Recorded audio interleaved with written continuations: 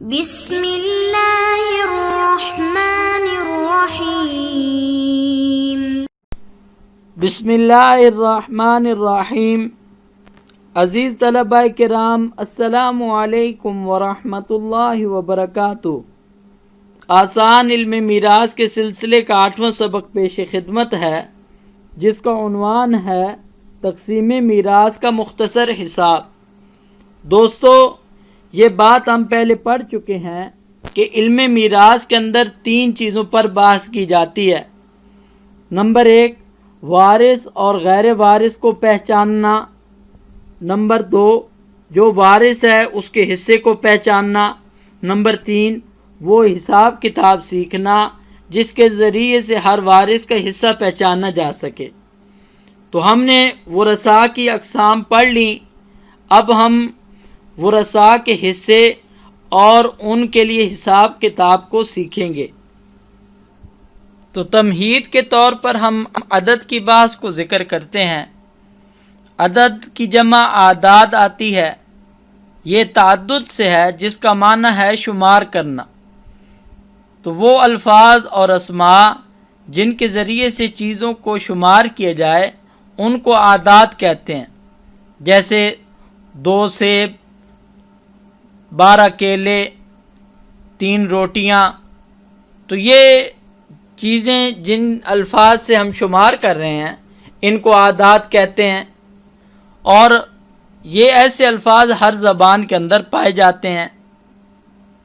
عدد سے ہر کوئی واقف ہے، لیکن پھر بھی اہل ریاضی نے عدد کی تعریف ذکر کی ہے کہ نصف مجموع الحاشیتین المتقابلتین، کہ 2 متقابل جانبین کے مجموعے کے نصف کو عدد کہتے ہیں۔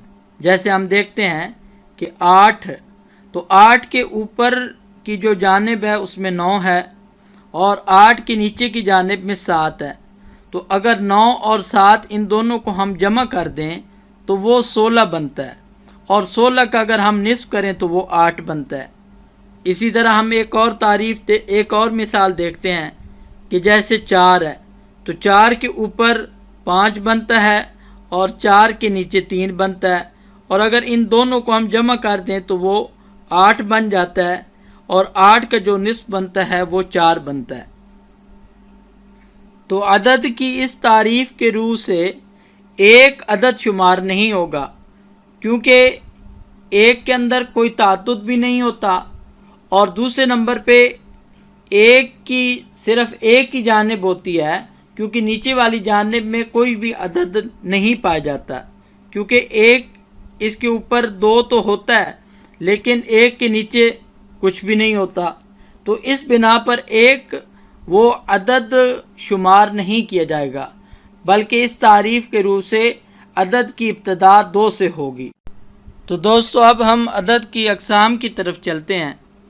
عدد کی 2 قسمیں ہیں، مطلق، مضاف۔ مطلق وہ عدد ہے کہ جو اپنے سے بڑے عدد کی طرف منسوب ہو کر استعمال نہ ہو، جیسے عام اعداد جن کے ذریعے سے ہم چیزیں شمار کرتے ہیں، جن کو انگلش کے اندر نیچرل نمبر کہا جاتا ہے۔ اس کا دوسرا نام عدد صحیح بھی ہے، اور اسی طرح اس کو عدد کامل بھی کہتے ہیں۔ اور جبکہ عدد مضاف یہ وہ عدد ہے جو اپنے سے کسی بڑے عدد کی طرف منسوب ہو کر استعمال ہو، جیسے تہائی۔ تہائی کا مطلب ہے 3 کا تیسرا حصہ، اور چوتھائی یعنی 4 کا چوتھا حصہ۔ اسی طرح نصف یعنی 2 کا آدھا۔ تو عدد مضاف کا نام کسر بھی ہے، اور اسی طرح اس کو جز العدد الکامل بھی کہتے ہیں، یعنی کامل عدد کا جز۔ اس کو اگر آپ نے اچھی طریقے سے سمجھنا ہو تو آپ اس مثال سے سمجھ سکتے ہیں۔ جیسے دن رات کے اندر گھنٹے ہوتے ہیں، تو ہم کہتے ہیں 2 گھنٹے، 3 گھنٹے، 4 گھنٹے۔ تو یہ 2 گھنٹے 3 گھنٹے 4 گھنٹے یہ تو ہو گئے عدد کامل یا عدد مطلق. اور اگر ایک ہی گھنٹے کے آگے ہم کئی حصے کریں تو ان حصوں کو ہم کسر کہتے ہیں، اور ان قصور کو جن اعداد سے ہم بیان کرتے ہیں ان کو عدد مضاف کہتے ہیں. تو اگر 10 منٹ ہوں تو ہم کہیں گے گھنٹے کا چھٹا حصہ، اور اگر 15 منٹ ہو تو ہم کہیں گے گھنٹے کا چوتھا حصہ، اور اگر 30 منٹ ہوں تو ہم کہیں گے گھنٹے کا نصف، اور اگر 45 منٹ ہوں تو ہم کہیں گے پون گھنٹہ. تو اس ترتیب سے یعنی جب ایک کے حصوں کو بیان کرنا ہو تو ان کے لیے ہم عدد مضاف استعمال کرتے ہیں. تو عدد کامل کا لکھنا تو معروف ہے، لیکن عدد مضاف کے لکھنے اور بولنے کا ایک خاص طریق ہے، تو اس کو سمجھ لینا چاہیے. جب ہم نے عدد مضاف کو لکھنا ہو، جیسے مثال کے طور پر چوتھائی ہے، تو اب ہم اگر اس کو لکھیں گے تو اس کو ہم بٹا کی شکل میں لکھیں گے، اس طرح کے ایک، پھر اس کے بعد نیچے ایک لائن ڈالیں گے اور پھر اس کے نیچے 4 لکھ دیں گے. تو اب یہ 1/4 جو اوپر والا ہے اس کو ہم کسر کہتے ہیں، اور نیچے والے کو ہم مخرج کہتے ہیں، اور درمیان کی یہ جو لائن ہے اس کو ہم بٹا کہتے ہیں. تو اسی طرح اگر ہم نے نصف لکھنا ہو تو ہم لکھ دیں گے 1/2، اور اگر ہم نے تہائی لکھنا ہو تو ہم لکھ دیں گے 1/3، اور اگر ہم نے اسی طرح چھٹا حصہ لکھنا ہو تو ہم لکھ دیں گے 1/6. اگر ہم نے 2 تہائیاں لکھنی ہوں تو ہم لکھ دیں گے 2/3، اور اگر ہم نے 3 چوتھائیاں لکھنی ہو تو ہم لکھ دیں گے 3/4.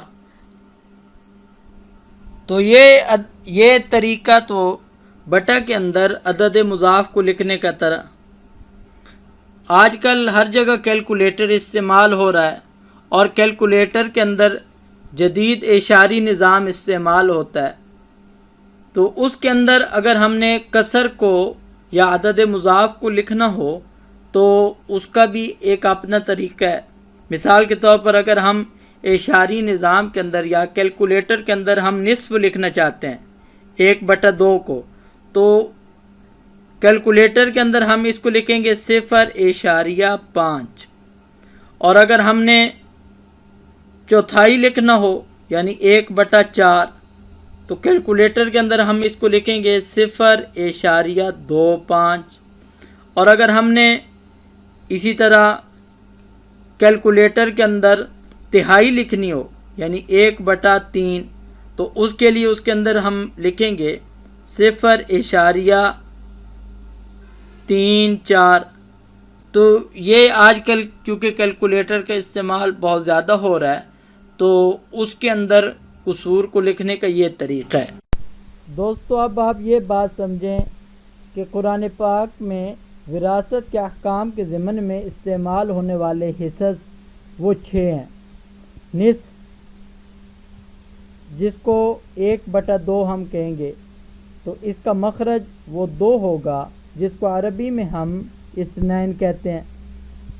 نمبر 2 ربع جس کا مخرج 4 ہے جس کو عربی میں ہم اربعۃن کہتے ہیں. ثمن جس کا مخرج 8 ہے جس کو عربی میں ہم ثمانیۃن کہتے ہیں. ثلثان اور ثلث جن کا مخرج 3 ہے جس کو عربی زبان کے اندر ہم ثلاثۃن کہتے ہیں. اور سدس جس کا مخرج 6 ہے جس کو عربی زبان میں ہم ستۃن کہتے ہیں. ستۃن یہ لفظ اصل میں سدستن تھا، یعنی سین دال سین اور پھر تا تھی. تو عربی زبان کے اندر الفاظ کے اندر بعض دفعہ تبدیلی بھی ہو جاتی ہے. تو یہ سدستن تھا، تو اس کے بعد یہ ستۃن استعمال ہونا شروع ہو گیا. تو اب آپ کو یہ بات تو سمجھ میں آ گئی ہوگی کہ حصے تو 6 ہیں لیکن ان کے مخارج 5 ہیں، کیونکہ ثلثان اور ثلث ان کا مخرج 3 ہی ہے، ایک ہی مخرج استعمال ہوتا ہے۔ آگے ان 6 حصوں کی 2 کیٹیگریز بنائی گئی ہیں جس کو ہم فصل اول اور فصل ثانی سے تعبیر کر رہے ہیں۔ تو نصف، ربع اور ثمن، ان 3 حصوں کی الگ کیٹیگری ہے، ثلثان، ثلث اور سدس ان کی الگ کیٹیگری ہے۔ اور ان کو جب ہم ترتیب نزولی اور ترتیب صعودی کے اعتبار سے ان کا جائزہ لیتے ہیں تو ان کے اندر حصص کا آپس میں تضعیف اور تنصیف کا تعلق ہے۔ تنصیف کا مطلب یعنی نصف نصف کرنا۔ تو ہم دیکھیں کہ مثال کے طور پر اگر ہم فصل اول کو دیکھیں تو اگر ہم نصف کا نصف کر دیں تو وہ ہمارے پاس کیا ہو جائے گا؟ ربع بن جائے گا۔ اور اگر ہم کیا ہے کہ ربع کا نصف کر دیں تو وہ ہمارے پاس یہ ثمن کی شکل میں آ جائے گا۔ اور اسی طرح فصل ثانی کا اگر دیکھیں کہ اگر ہم ثلثان اس کا ہم اگر نصف کرتے ہیں تو وہ ہمارے پاس ایک ثلث بن جائے گا، اور اگر ثلث کا ہم نصف کر دیں تو وہ ہمارے پاس یہ سدس کی شکل میں آ جائے گا۔ تو یہ تنصیف کا ہے، یعنی کہ گویا کہ ہر حصہ اگر ہم اس کا آگے آدھا کر دیں تو دوسرے حصے کے اندر تبدیل ہو جاتا ہے۔ تو نصف کی اگر تنصیف کریں تو ربع، اور ربع کی تنصیف کریں تو پھر ثمن آ جاتا ہے۔ اسی طرح اگر ثلثان کی تنصیف کریں تو ثلث، اور ثلث کی تنصیف کریں تو سدس بن جاتا ہے۔ اسی طرح اگر ہم ترتیب صعودی کے اعتبار سے ان کا جائزہ لیں تو ان کے اندر تضعیف کا معنی پایا جاتا ہے۔ تضعیف کا معنی ہوتا ہے دگنا کرنا، یعنی اگر ہم ثمن ہے 8واں حصہ تو اگر 2/8 ملا دیں تو اس سے نا ایک ربع بن جائے گا، اور اگر 2 ربع اکٹھے کر دیں تو ایک ہمارے پاس کیا آ جائے گا؟ نصف آ جائے گا۔ تو اب ہم اس سبق کی تمرین کا جائزہ لیتے ہیں۔ سوال نمبر 1، علم میراث میں ہم کتنی چیزوں سے بحث کرتے ہیں؟ سوال نمبر 2، عدد کی تعریف کریں اور مثالوں سے وضاحت کریں۔ سوال نمبر 3، عدد کی کتنی قسمیں ہیں؟ ہر ایک کی تعریف ذکر کریں۔ سوال نمبر 4، عدد مضاعف کے لکھنے کا کیا طریقہ ہے؟ سوال نمبر 5، قرآن مجید میں کتنے حصص کا بیان ہے؟ سوال نمبر 6، تضعیف اور تنصیف کا مطلب واضح کریں۔ والسلام علیکم ورحمۃ اللہ وبرکاتہ۔